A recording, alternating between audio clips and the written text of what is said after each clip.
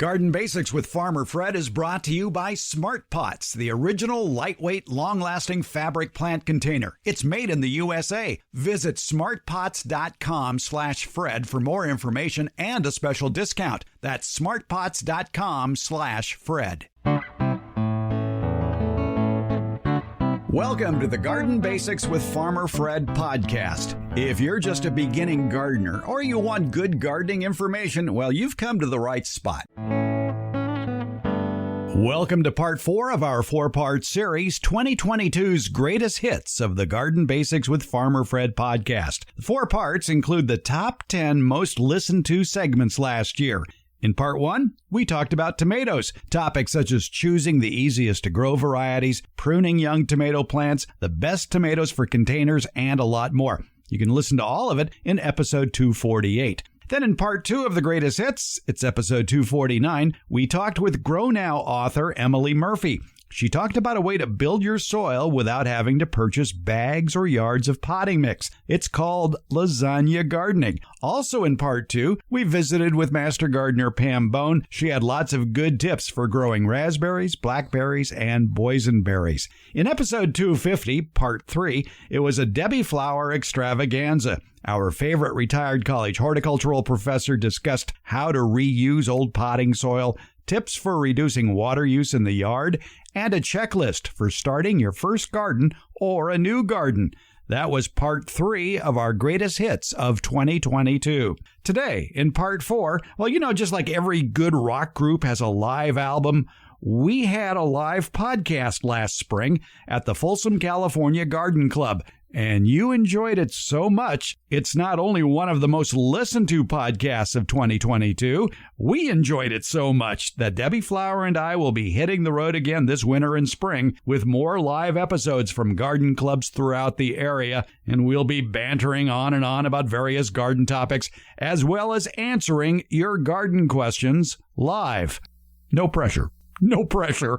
We're podcasting from Barking Dog Studios here in the beautiful Abutilon jungle in suburban Purgatory. It's the Garden Basics with Farmer Fred podcast, brought to you today by Smart Pots and Dave Wilson Nursery. Let's go.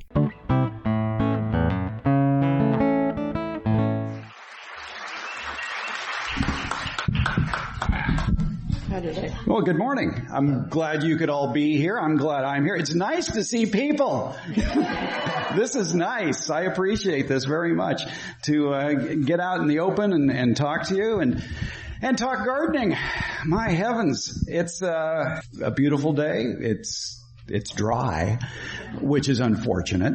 And we will have a interesting wandering talk. There'll be a lot of scenic bypasses today, and a lot of it's going to be based on your questions. And your questions are more than welcome. I would ask you, though, we are recording this for the podcast, for the Garden Basics podcast. So if you would want to ask a question, there is a microphone over there by that door. If you'd go over there to ask your question, all of the world would appreciate it, including my 15 listeners in Bulgaria. There's something like 350,000 listeners to the podcast right now around the world, most of them in English-speaking countries, and actually most of them right here in Sacramento. It's just a continuation of the old radio shows, and I'm glad you still keep me fondly in your hearts. Now, as you can tell, not only am I taller and younger and thinner on the radio, I'm taller, younger, and thinner on podcasts too. And we'll continue in this realm. By the way, I know, and I get this question a lot, what's a podcast? If you have a smartphone, you have podcasts. And there's a lot of ways. Afterwards, if I'm still around, you can hand me your smartphone, and I will find the Garden Basics with Farmer Fred podcast for you, if that is necessary. Or again, ask your grandchildren. That always helps too.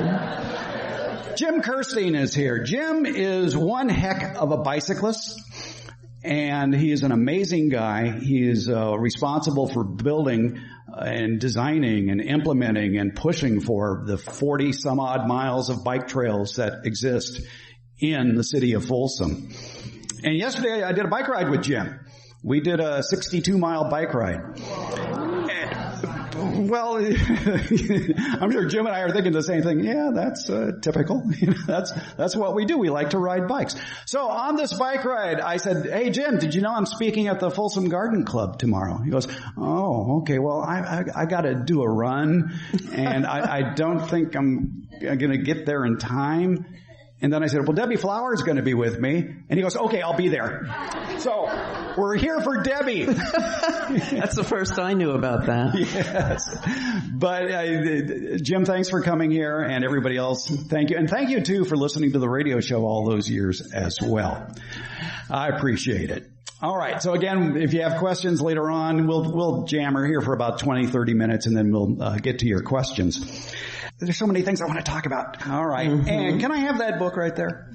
Thank you. I don't know why you have this book here, but it is one of my favorite books. It's called Plant Propagation. It's by Alan Toogood. It now has a different look to it, and it might have a different publisher, but it is an excellent book on how to produce plants from plants you already have. Alan Toogood is a really good author of plant propagation books. The first plant propagation book I got in the 70s, I got for Christmas from my dad, and it was written by Alan Toogood, had no photographs, drawings only. Very clear.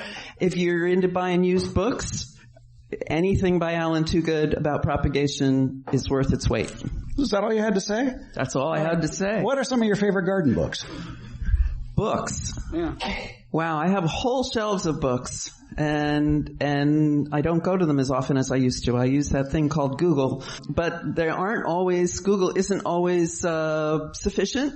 I have an old plant propagation book by Hartman and Kester. Yes, Hartman and Kester. Hartman and Kester. And I was grafting. I have two apple trees, North Pole and I forget the other one, but the columnar ones. I just have to grow things to grow things. They produce horrible apples. Don't get them for apples.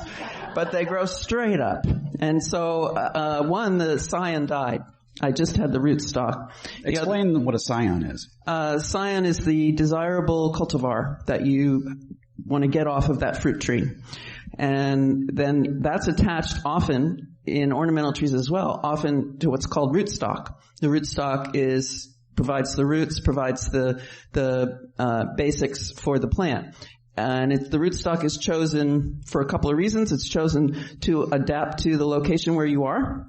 Soil, insects, pH, water, and also it influences the tree. So the reason this North Pole, and I can't remember the other one, scion's name, are very tall and skinny has a lot to do with that rootstock.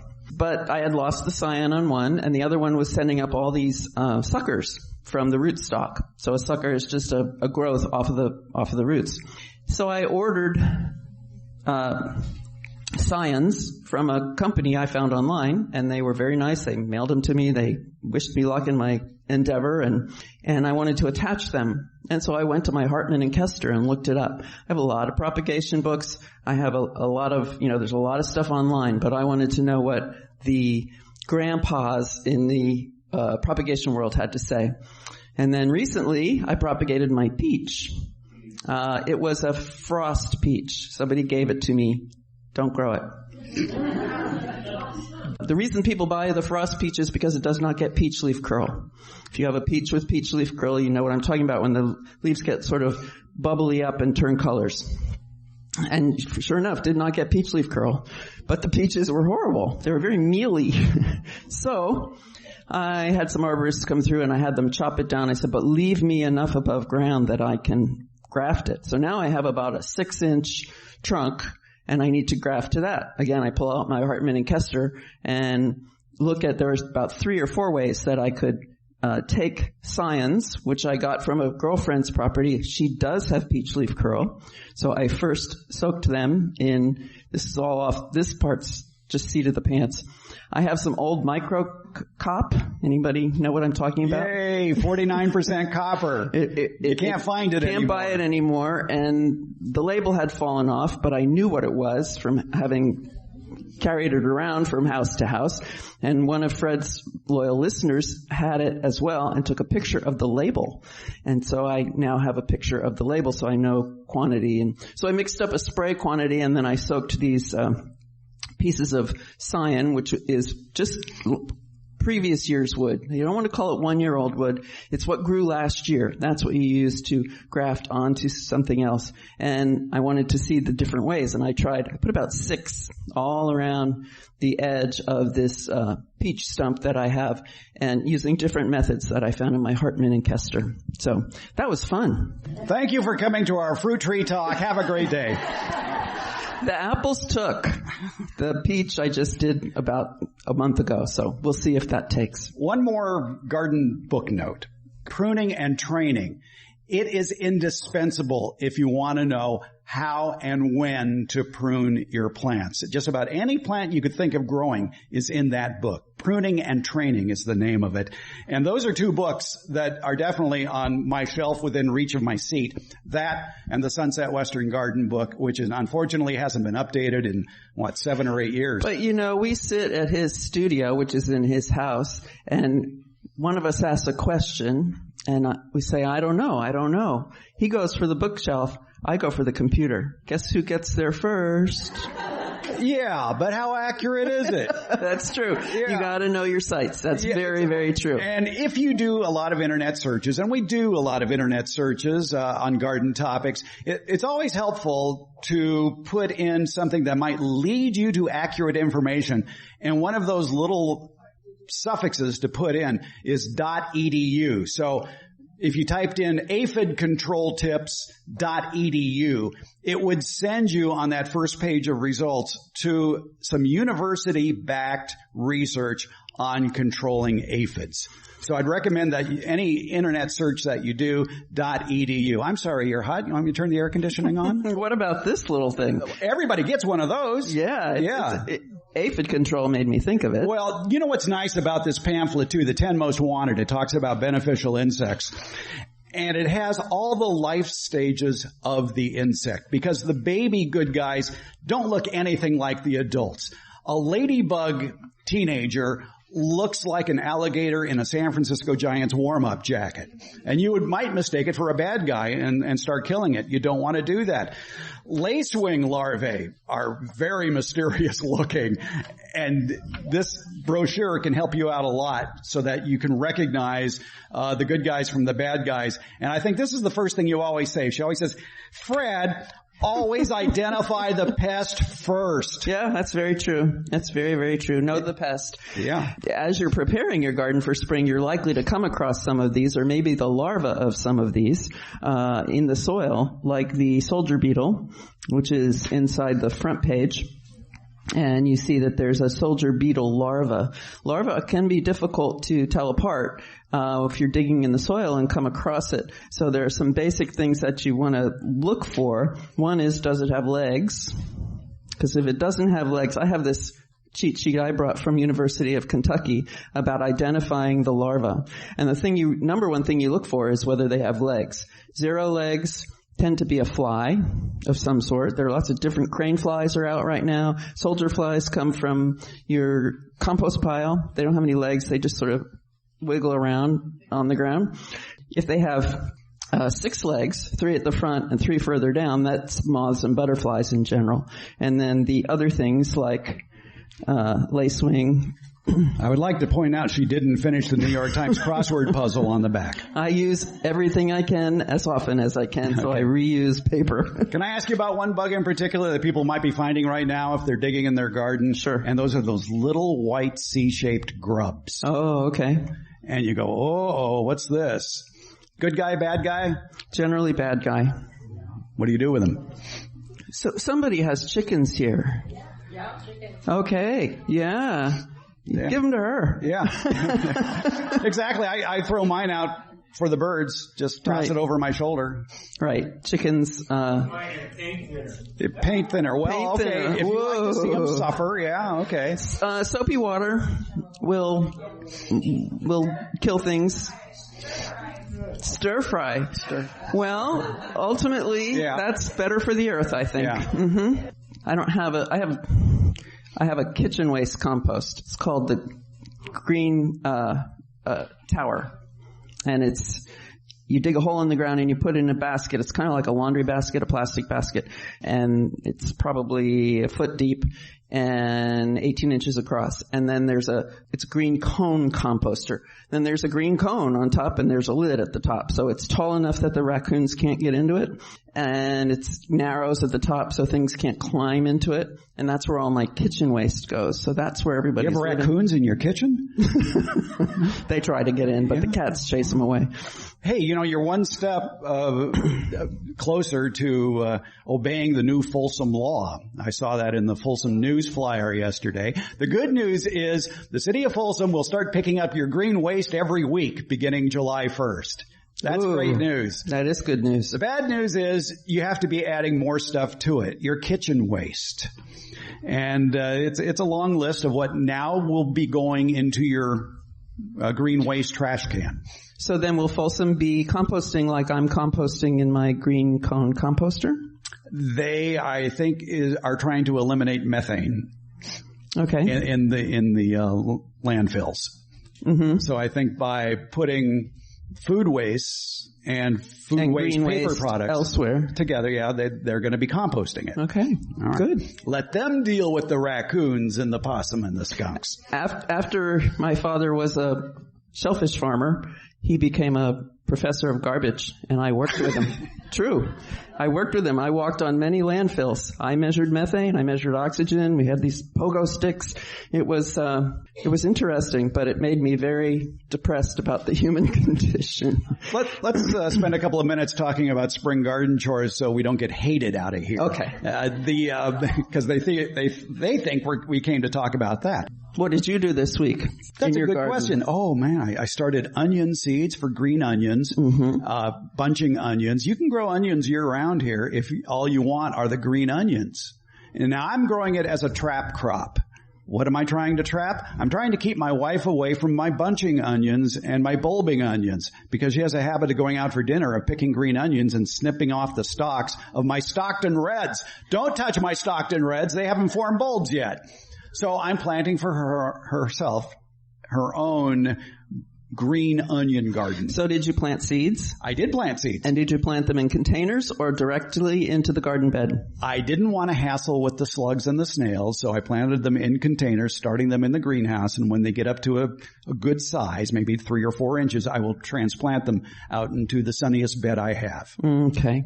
Yeah, I planted seeds as well. I was gone for most of February and part of January, so I didn't get my seeds started as early as I wanted. But yesterday I started tomatoes and some flowers, and I collect seeds. I have, wherever I go, if there's seeds on the plant, I take them and bring them home and look them up and then figure out how I'm going to grow them. So some weird stuff as well. Jojoba was one, and mesquite trees another. I'm anticipating that our climate will get warmer and drier, and we need to look at species that will survive that. I have some creosote bush seeds that I haven't yet figured out how to germinate. I think I have to scarify them. That means scar the seed so that the water can get in. As opposed to stratify. Stratify, yes, means to refrigerate. Give them a winter. Yeah. Mm-hmm. All right. That brings up a very good point about a spring garden chore that you all should be doing to preserve more soil moisture, because who knows where the next step in water restrictions is going to be. Probably going from 2 days a week to 1 day a week would be my guess. But you can train your soil to retain more water, so it will be happy with 1 irrigation a week, maybe even less. And that's by a combination of adding compost to your soil and then mulching the top with several inches of an organic mulch. What are some of your favorite mulches? Well, I chased down arborists. I woke up one morning and heard a saw. Okay, that's a saw. Heard it again. Yeah, that's a chainsaw. Then I heard the chipper go. Jumped out of bed, made myself presentable, got in the car, and drove around the neighborhood till I found the arborist and said, "Can I have those chips?" And I have a place in my yard where they're piled. I have a pile right now, and I move them around. And I've done this for many years. There are certain plants I cannot grow because my soil is so water retentive. So that's something to consider. She came to brag. Well, and I live in Fair Oaks. And I lost some things too. It's called Phytophthora. It's a disease that builds up when moisture, it's a disease in the soil that enters the plant when moisture is around, like the trunk of the plant.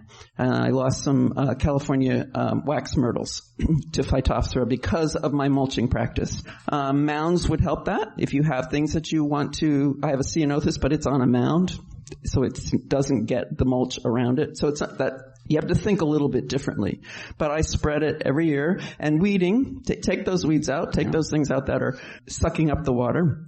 Did a lot of that this weekend. And then put the mulch down. If you are a pre-emergent user, this month is the month to use to apply the spring pre-emergent.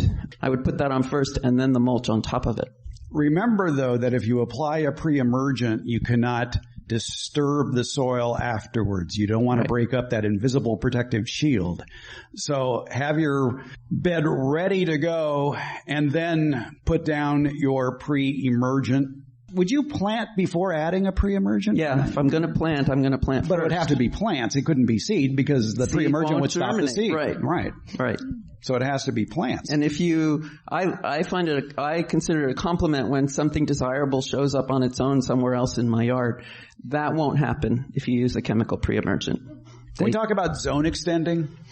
Oh, yeah. Can we plant our tomatoes out right now? Maybe if you live in Phoenix or Tucson. Or you use a zone extender. Or you use a zone extender. It could be walls of water or a row cover, a hot cap, something like that. But you mentioned an interesting plant, the California wax myrtle. Yes. And up in the Sea Ranch, they have a very limited plant palette they can choose from that they're allowed to plant. Oh. And one of them is California wax myrtle. So I'm thinking, well, coastal. It likes it by the coast. Mm-hmm. Are you having success with the California wax myrtle? You zone extender, you? They lived the first place I saw them was downtown at the EPA building in downtown Sacramento. So, they were not looking great. So I, of course, wanted to try and make them look better. And they did look very good for a number of years. My landscape has been in 10 or so years. And I had 3 of them, and the last 2 just died this year. So for a while, yes, they did look good. Okay. It's sort of like coast redwood trees. Oh, yeah. Yeah. Please don't plant coast redwood trees here. It hurts the plant too much. 15, 20 years down the line, they're going to get some sort of Phytophthora or Botryosphaera. There's a lot of diseases that they're susceptible to when the humidity is so low. Coast redwoods get 50% of the moisture they need from a marine layer of fog. That's why those leaves on a coast redwood are designed the way they are. It's designed to accumulate fog, to form it into drops that will irrigate the plant and keep the plant happy. And that's not something we can imitate, even if we... Exactly. But how about instead of a coast redwood, you want that Christmas tree in your yard? How about something native to the Sierra foothills, like a deodar cedar? Mm-hmm. Better choice. Yep. And slower growing too. Mm-hmm. And takes a different kind of irrigation. Sometimes you see them planted together. The deodar cedar takes up less frequent, much deeper irrigation, whereas the coast redwood takes more frequent. If you've ever had mulch around a coast redwood, you know that the roots are right up there in that mulch. Definitely look at the water requirements of any plant you want to put in. And try to be shying away from those really thirsty plants and going to ones where the water requirement is low to medium instead of medium to high. Mm-hmm. And that's a hard habit to break. But in the new reality, we're going to have less water to work with. So if you can keep your soil more moist, choose a plant palette that has more resistance to a lack of water. I mean, it's still getting water, but instead of getting water every week, it might survive easily on once a month irrigation. Most of my yard is irrigated once every 2 weeks. And it's all drip. Except for my no-mow fescue lawn. Which is irrigated. Pop-up. Yeah, pop-up. Impact heads. Impact heads. No, not impact heads. Rotors. Okay, rotors. The rotors. The MP rotors. The MP rotors by Hunter are a great improvement over the old spray sprinklers or the god-awful impulse sprinklers. And it uses a lot less water. It applies the water more slowly. The MP rotator heads put out little fingers of water that go back and forth like that. It takes longer to irrigate, but you get less runoff. And that is so important in a city like Folsom where all the streets are not level and none of the streets are straight either. You must not be from the East. Yeah, exactly. I'm used to grids. I'm from New York, and when I moved west, I couldn't believe that all the streets are straight. But anyway. We mentioned pulling weeds. That's important. Yes, but about the irrigation every 2 weeks, that's the key, is that when you do irrigate, you irrigate a long time. Drip system, it's hours. With the MP rotators, we do it 2 or 3 times in one day, about 20 minutes till it starts to run off. Then stop. And it's on a timer, of course, but this is how I figured it out. Water until it starts to run off. Stop for the amount of time I just watered it. Turn it back on. Do it a second time. Stop again. Do it a third time. Put a lot of water down and then have a way to hold that water. It's the organic matter that holds the water in your soil. We did a great lab when I taught soils where we had clay clods, dry, and we had dry organic soil clods. So it wasn't, I don't know if it was technically an organic soil on a soil analysis, but had soil with organic matter in it. We had these buckets made from just a screen, fairly large. I think of suet feeders. You know what a suet feeder is? Yeah, it has kind of big squares, metal, and they were shaped to hold these clods of soil. And then we had the students put them in water and just watch. The one that was just clay fell apart just like that. The one that had organic matter in it stayed together and absorbed the water. Big difference, huge difference. The easiest way to get that organic matter into your soil is to mulch regularly. It's a lot of work, but sometimes the arborists will hire their guys out to do it for you, to move it around. There's ways to get it done. It does decompose. That's how it's getting into the soil. It's decomposing and it's washing into the soil or being moved into the soil by critters. And then you can water a lot. You can get a lot of water held into that soil and then not have to water again for a long time. My neighbors love me because every fall, November, December, I knock on their door and I say, "Can I rake up your oak leaves for you?" And they go, "Why, are you crazy?" "Yeah, go ahead, sure." Well, I do. I gather up all the oak leaves in the neighborhood. I put them in a metal trash can. Remember the metal 32-gallon trash cans? They're still for sale. And I will fill it halfway. Then I will stick my string trimmer down there and grind up the leaves. Or I'll take my mulching mower and run over those leaves, making them more fine particles. And that's my mulch. I will put that 8 inches deep on top of all my raised beds and let it stay there all winter. It feeds the soil as it breaks down. It keeps the soil warmer. It does a whole host of good. Protects the soil. When rain comes down on bare soil, it's so powerful that it can cause soil compaction. So if you cover it with something, you don't get that soil compaction. And it's building up better soil biology too. All the little critters in the soil that are actually feeding your plants. I think this is one reality that more and more people are coming to see, is that you don't feed your plants. You feed the soil. And then the soil feeds the plant. There's a lot of mycorrhizal activity down below the root level where these critters are taking the nutrients from the soil, converting it into a way that the plant roots can assimilate.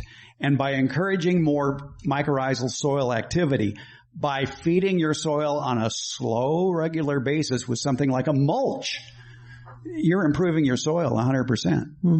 And then if you go digging it, if you've done the mulch and you dig in it and you turn it over and there's white stuff, that's the beneficial fungus. Don't freak out. That's good stuff. Yeah. You want to take questions? Fine with me. All right.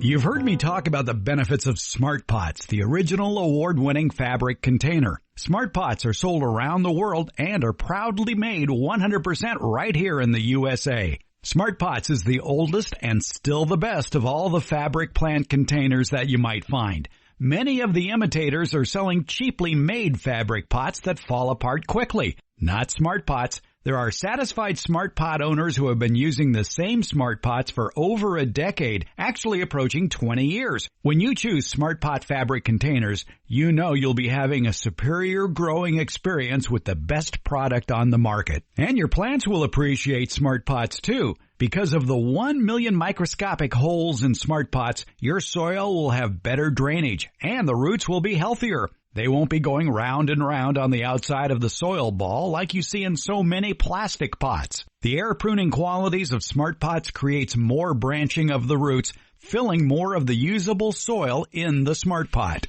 Smart Pots are available at independent garden centers and select Ace and True Value hardware stores nationwide. To find a store near you or to buy online, visit smartpots.com/Fred. And don't forget that /Fred part. On that page are details about how, for a limited time, you can get 10% off your Smart Pot order by using the coupon code FRED. Use it at checkout from the Smart Pot store. Visit smartpots.com/Fred for more information about the complete line of Smart Pots lightweight, colorful, award-winning fabric containers. And don't forget that special Farmer Fred 10% discount. Smart Pots, the original award-winning fabric planter. Go to smartpots.com/Fred. If you haven't shopped at your favorite independently owned nursery lately, well, you're missing out. Now arriving are Dave Wilson Nursery's excellent lineup of farmers market favorites. It's great tasting and healthy fruit and nut varieties. They're already potted up and ready to be planted. We're talking about almonds, blackberries, blueberries, boysenberries, figs, grapes, hops, kiwi, mulberries, olives, pomegranates, and much more. Oh, you want more? Well, here you go. Your favorite Dave Wilson bare root deciduous fruit trees are arriving. Peaches, plums, cherries, including my favorite, the plum apricot cross, the pluot. Wholesale grower Dave Wilson Nursery has probably the best lineup of great tasting fruit and nut trees of any grower in the United States. Find out more at their website, davewilson.com. And while you're there, check out all the videos they have on how to plant and grow all their delicious varieties of fruit and nut trees. Plus, at davewilson.com, you're going to find the nursery nearest you that carries Dave Wilson's plants. Your harvest to better health begins at davewilson.com. You're listening to part 4 of our 4-part series, 2022's Greatest Garden Hits on the Garden Basics with Farmer Fred podcast. It's a compilation of the segments that were most downloaded over the 12 months of 2022. And by the way, thank you for lending us your ears since April of 2020. By the end of 2023, we will have accumulated over 1 million downloads for this podcast. And coming up now, let's continue with Spring Garden Tips Live. It's Debbie Flower and I tackling your garden questions live at the Folsom Garden Club. If you have a question, you have to use the microphone over there. Thank you very much. We'll see if it works. So I love this oak leaf idea. Does it work with other leaves? And you just go and knock on people's doors and offer to do it? Well, usually I'll interrupt them while they're raking and say, hey, can I do that for you? Oh. And then, I take it back. And yeah. So other trees work? Yeah, I think as long as the leaves aren't diseased. Yeah. Like what's a nasty one? Like a liquid amber? Oh. Well, you don't want the seeds that might come you don't want the seed balls. Yeah. How about sycamore or sycamore might have powdery mildew or anthracnose. Okay, so not all. Well, that comes up. When we discuss diseases, there's a disease triangle. So you have to have 3 things in order to have a disease occur. You have to have the host. So if we're talking about a sycamore, you would have to have a sycamore on your property. The pathogen, which is the disease, that would be the anthracnose or the powdery mildew that is on those leaves. But you also have to have the environment that causes or allows the disease to thrive. When you take the leaves off the plant and put them in your property, or especially if you're going to whip them up, cut them up, as Fred was talking about, the environment for powdery mildew is fairly specific. It's temperatures in the low 60s and humidity, I forget what, 30%? Yeah. About 30%. You're not going to get that. Yeah. In a pile on the floor of your garden. Same with anthracnose, a very specific environment. So you haven't completed the disease triangle. So there is zero evidence that bringing diseased wood chips or leaves into your yard, unless you lay them right under the plant and, touch up to the plant, will transmit disease. There have been experiments done, but to date, there is zero evidence. Trying to think of what trees we might have, ubiquitous around here. Crepe myrtles, you have powdery mildew on crepe myrtles. Sure. Olives. Oh. No. I'm allergic to them. I took my antihistamine this morning as well, and I'll take it again tonight. Yeah, I'm very allergic. So we'll take questions if you want to come up here and ask. And by the way, Janice, since you were the first to ask a question, I'll do this as long as the supply holds out. I have for you the 2022 Sacramento County Master Gardener Garden Guide and Calendar. Thank you. Ask a question. Yeah, just ask it. Okay, here we go. Hi. Hi. Quick question. Now we're all propagating for the plant sale for the garden club. And I've got like little seedlings of tomatoes, but I was thinking of trying to do a few more because mine are looking a little peaked and so on. Anyway, long story short, I heard your podcast. I know what a podcast is. I do subscribe to it in your newsletter. But the question is that I chose the celebrity tomato because that was highly recommended for our area. Mm-hmm. It was iffy about the Cherokee purples, but they were my mother's favorite, so I'm gonna give it a shot. And then, I've got a bunch of sun golds, little seedlings to go, but I'm thinking of some of the other ones that were recommended on the podcast, which I don't remember on the top of my head, but I have it in my notes. That's right, and they're in the newsletter too. Oh, good. Yes. Yeah. Yes. So are we too late to try to get some in before April? No, it's winter. It's still winter. And we have a really long growing season. Yeah. But when you start those tomatoes, you need to give them a few things. Once they're up out of the ground, extremely strong light. If they're indoors, I am not well versed in LED lights, but there are LED lights that work, or you just use two fluorescent tubes, a warm one and a cool one, but they need to be within 2 inches of the top of the plant. Very strong, and they need to be new bulbs, not the ones that have been in the garage for ages, been used in the garage. If they're unused, that's okay. The other is movement, wind. Yes. A fan, or the original experiment had graduate students shaking a table for 10 minutes a day.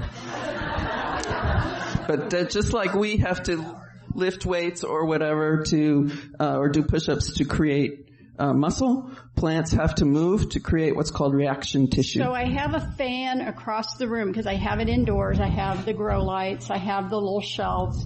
Good. And Great. A friend of mine just said, you need to get them like 3 inches to the light. You need them very close to the light. Getting yellow. Right. So if you don't have a grow light yet and you're considering one, you need to find one that can move. Both sides can move independently. I have a greenhouse now, but when I last grew seedlings indoors, I hung eye bolts in the ceiling. I hung the lights. It was a fluorescent, at least a 2-tube. It might have been a 4-tube fluorescent on chains. And then I could adjust the chains on the two different sides, and the light could go up or down as the plants grew, and I could move them around. But it has to be very close. That's another lab we did with light meters. Good light meters are hundreds of dollars, so it's not something you're going to own necessarily. But I had the students measure the light right here and then right below it. Difference was incredible. Up at the fluorescent light, a foot below, dropped by tens of numbers down on the desk. We need 50 foot candles to read. To a plant that's a cave. But to go back to your question, you get a calendar because you asked a question. Thank you. All right. I'm telling you, folks. More. Ask some questions. To answer your question more directly about when to plant tomato seeds, you could start tomato seeds anytime from mid to late February to mid to late May and still develop a crop because we have a long growing season that goes through November. If you're timing it for a plant sale, at school we use 9 weeks for almost anything we started from seed. And thank you for subscribing to the newsletter, too. The Garden Basics newsletter available on Substack. There's a link at farmerfred.com. Hi there. Hi there. I don't know if other people have been trying any of the meal kits that come to your home, but I've been trying those, and they come with gel packs, and they say that they are non-toxic, water-soluble gel packs. And I know there used to be little beads that would absorb water that you could put in your soil to help maintain moisture in your pots and that kind of stuff. And I'm wondering if those gel packs could be incorporated into the soil to help hold water for especially pots. Is this why your name tag is backwards and I can't see your name? Because somebody has been emailing me that question a lot. They're very worried. It wasn't you, Julie. Okay. I know now, and I did some research on this, and I can't find any place from the manufacturer of those gel packs that it's safe to use in soil.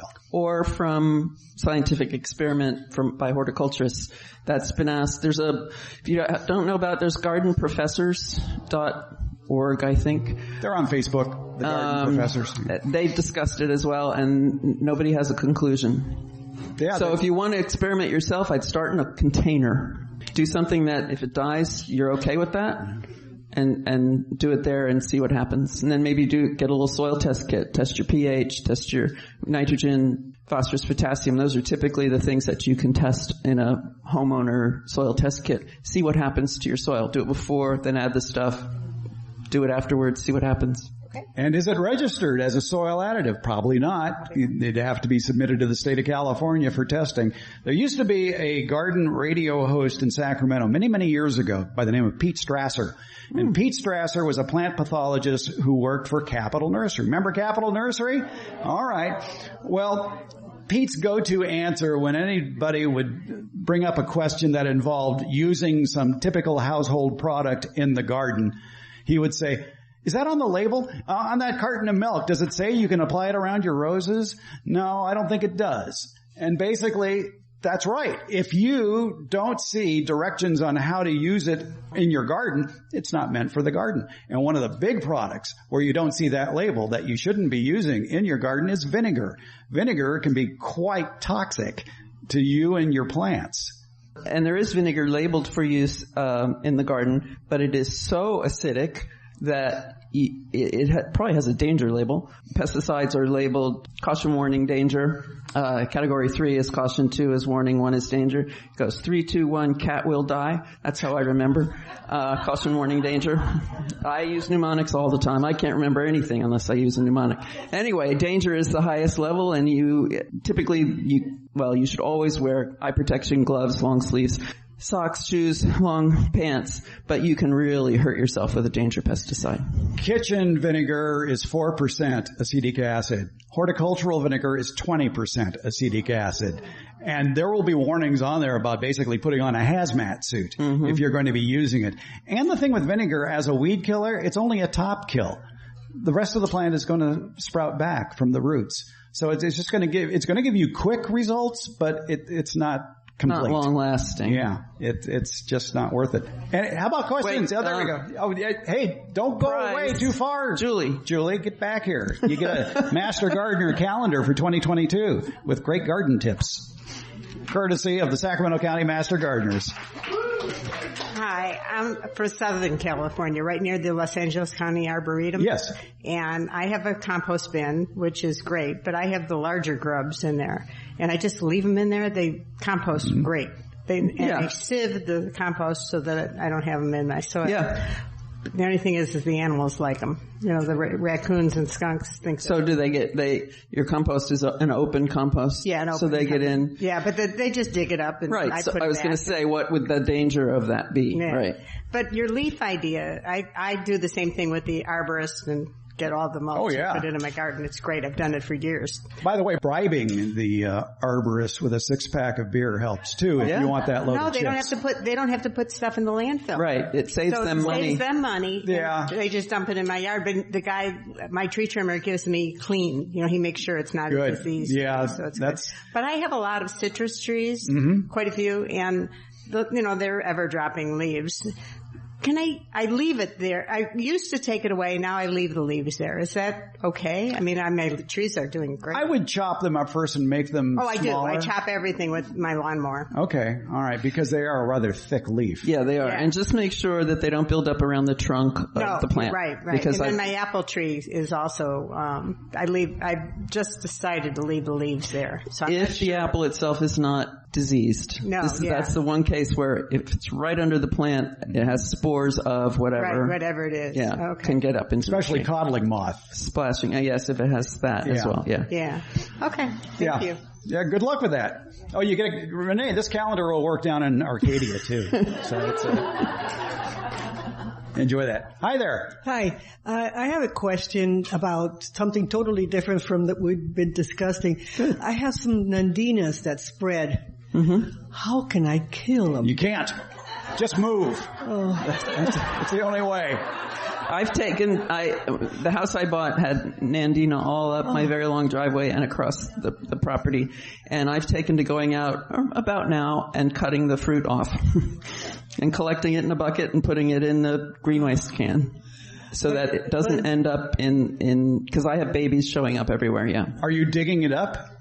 Well, yes. Okay. But I've even put the vinegar, the real strong vinegar on it, and it just keeps coming up. When you have a shrub in particular, and nandina is a shrub, even though it's a very flexible one. Also called heavenly bamboo. Yeah, yes. and it is a woody plant, even though it acts more like bamboo, which is actually a grass. You cut it off. This is really a 2-person job. You need brush killer.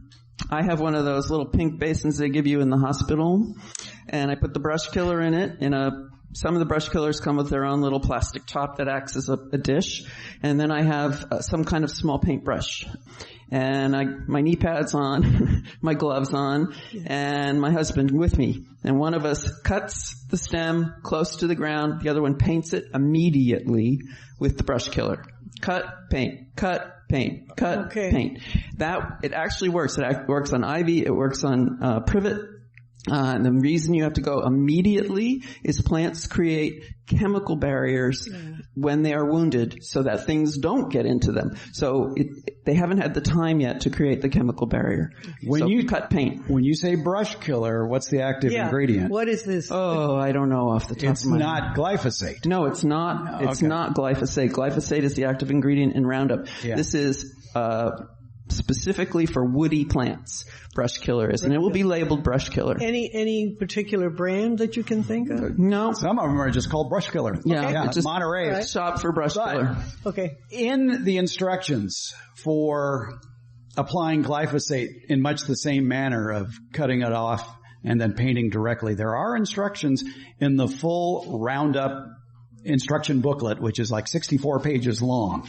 And you can find it online about how to do it for the most effect. I was wondering about removing ivy. And I had a friend, I recommended this to a friend, and he did it this way. Yeah. And I actually called up the people at the time Dow owned Roundup. And I said, well, how do you do that? And they said take a metal rake to the ivy leaves because they have that waxy coating. And then immediately after going over it with the metal tines of the rake, you could apply the Roundup. And the active ingredient in Roundup, again, is the glyphosate. That is the same thing? No, Roundup and brush killer are two different things. Yeah. And the things we're telling you are on the label. The label is the law. Yeah. If you do something else with that chemical, you are breaking the law. Now, is somebody going to come get you? Probably not. Not unless you're a licensed pesticide applicator doing it for pay. That is something to look for. The using the brush killer 100%, painting it on a stump like that is labeled is written on the label. Okay. Thank you. As is his method of IV control. Somewhere in my brain, and I know we're both searching for the name of that. I want to say Dimeth. Who's got their phone out? Brush killer label. Yeah. Basically, when you do brush killer, the active ingredient will be different from glyphosate, and it's much stronger. Yes. And it's how I killed off liquid amber sprouts that came up after I removed 14 liquid amber trees. And my property's been empty been unoccupied for 2 years. We bought our house from a bank, and there were all these privets. Everything else had died, of course, because it wasn't getting irrigated. All these privets. My husband and I spent a day going around, cut, paint, cut, paint, cut, paint, and it works wonderfully. Nina, come here and get your Tricloper. Yeah. Right, tricloper. Thank you. Yes. Tricloper. Tricloper, PYR. PYR. Yeah, is the active ingredient. You'll find that in a lot of brush killing products. So, pesticides have an active ingredient listed on the label. There's always an active ingredient table on the label, and it will say what chemical is in it and at what percent, and it will have inert ingredients, and all of that will add up to 100%. And it should say on the pesticide label, for use on woody plants, to kill woody plants in landscapes, or something like that. A general statement of use. By law, labels have to have that on them. And remember, too, that you cannot free fall from that label as far as figuring out and assume that, if this weed killer will kill this, it'll kill that. No, the weed that you're trying to kill or the plant you're trying to kill with an herbicide has to be listed on the label. Read and follow all label directions, as we're fond of saying. Yes, go ahead. We have time for maybe 2 more questions. Real quick. I think crabgrass in my lawn is one of the happiest grasses that grows. And I don't know how to get rid of it. I've tried many things, Roundup, of course, and other products specific for crabgrass, but it doesn't care. It just keeps growing. Is this a perennial crabgrass, or does it resprout every year? Well, it dies down in the winter, and then there it comes, and away it goes. This is the time of the year, early March, for applying a pre-emergent to control one type of crabgrass. One type. Which is an annual. Yeah. It grows from seed. So whenever another mnemonic, you want to get your weeds before it sets seed. What was that? B-I-S-S. Before it sets seed. Okay, we need to positively identify the type of crabgrass you have. I wonder if it might be Bermuda. Is there any chance it's very happy Bermuda? It's a thicker leaf. Mm-hmm. And it's a clump? It's a clump. Okay, yeah, and it's not Bermuda. And then it'll send out seed shoots that have little seeds on them. That's, if you get that far, cut it off before they fly for sure. Yeah. But pre-emergent would be your control. And when my fescue lawn which my husband insisted we start from seed, the first couple of years, around this time of year, I didn't use pre-emergence as such. I didn't go and buy a chemical. I bought chicken manure, compost bag dried chicken manure, and laid that. And that, it's one of the principles of mulch. Seeds have a fully formed plant inside of them and enough food to get to germinate, get the roots down, get the baby plant up in the sunshine, and then it runs out of seed food and it has to make its own food. If you put on a layer of mulch thick enough, and with the chicken manure, I'm talking probably 1/2 inch to 1 inch, the seed will germinate. It'll put down its roots. The baby plant will come up, but it won't have enough food to get through that 1/2 inch to 1 inch. And so you're fertilizing the lawn with organic matter and the nitrogen that's in chicken manure. Pick it up in a pickup truck if you can, or drive with the windows down. My car stunk for weeks after that. But very convenient, comes in a bag, spread it on the lawn, and that helped prevent the weeds in my lawn. We're delving into a scenic bypass we don't have time for, which is soil solarization and sheet mulching, which are also effective ways of controlling crabgrass. Invite us back sometime. We'll talk about that. Thank you. All right. Beth, get a calendar. Here you go from the Master Gardeners. Hi. Hi. When you first started, you introduced Debbie as Debbie Flower, and I was like, is that a nickname? No, I'm not familiar my real with name. Debbie Flower, so I looked you up. Oh boy, what'd you find out? My record's not that bad. I mean, it wasn't that bad. So it claimed that you're a professor at ARC. I was. Yeah, I'm retired now. You're retired now? Okay. So I am curious about your last name, how lucky you are to be in this profession with the last name of Flower. It's my real name. You could also look up Frank M. Flower and Sons Shellfish Farmers in Oyster Bay, New York. That was the family business. I never changed my name when I got married. I already had my bachelor's degree, but it was also the 80s when people didn't change their names when they got married. And gotta say, in this industry, it's memorable. People don't forget me. It works. For good or bad. It works. I love it. Thank you. She's real. She has dirt. Don't go away. You get a calendar. Appreciate it. All right, one more, and then We got to eat or something. All right. Debbie, I used to work with you at ARC. Oh, wow. Yeah. Where did you work? I was assistant for Robin Neal in administration. Oh, okay. But she would put together with her class, they would arrange flowers, and 2 days a week we could go buy their flower arrangements. And I'd always get my Thanksgiving centerpiece. Yeah, they were great. Horticulture was a very active department. We had 3 acres of land. We had tons of equipment. We had a floral arrangement program. You got to buy flowers for that, right? So our very dedicated floral instructors would go to the wholesalers and buy the day olds that they couldn't sell to the commercial floral arrangers. But they lasted, man. Those arrangements were beautiful, and they lasted because the students were taught really, really well. That was the beauty of the AR horticulture department, was they taught the students practical, knowledgeable skills about being in the actual real world when it came to horticulture, down to what sort of truck you should buy if you're going to be doing mow and blow. When I got my master's at UC Davis, and I took a full quarter, it's a quarter school, a full quarter in irrigation, I could calculate pressures and pipe sizes and I could place head emitters. I came across my final exam when I was cleaning the house recently, and that's what it was. That's what it was. But I came home and dug up my irrigation system at home to see what was actually under there. So, because we never put pipes together, we didn't attach things, which that's the beauty of a community college. You're going to actually attach things. I like what you said a couple of weeks ago on the podcast, that somebody asked you, "Oh, you're a professional. I bet you never kill plants." Oh no, I kill. This is my cousin's wife. Said I kill plants. I just know how to do the autopsy. Thank you for coming out today. We appreciate it.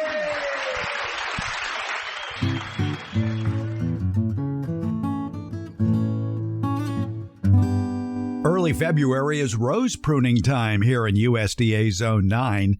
In other colder rose growing zones, though, late February through mid-March is best for rose pruning. In this Friday's Beyond the Garden Basics newsletter, we cover the basics of successful rose pruning in order for your rose bushes to put on a show-stopping bloom this spring. And in the podcast portion of the Beyond the Garden Basics newsletter, we get helpful rose pruning ideas from a master rosarian, including the best fabric of clothing to be wearing when pruning among those sharp prickles. For current newsletter subscribers, look for the Winter is Rose Pruning Time newsletter. It's in your email, probably waiting for you now. Or you can start a subscription. It's free. Find the link in today's show notes or sign up at the newsletter link at our homepage, gardenbasics.net.